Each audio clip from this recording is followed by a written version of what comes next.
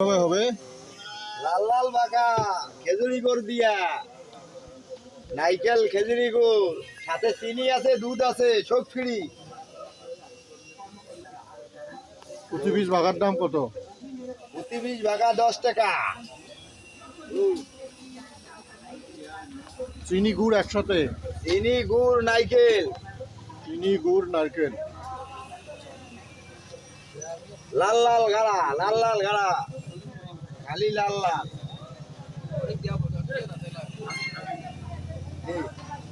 কেমন ভাগার স্বাদ কেমন হুজুর? ও হুজুর ভাগার স্বাদ কেমন? ভাগার স্বাদ কেমন?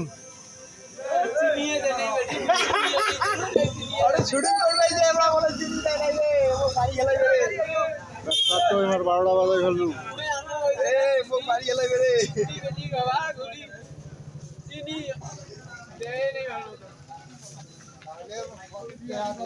তাহলে ওটাতে একটু চিনি কম হয়েছে, একটা চিনি দিয়ে সুন্দর করে বানান।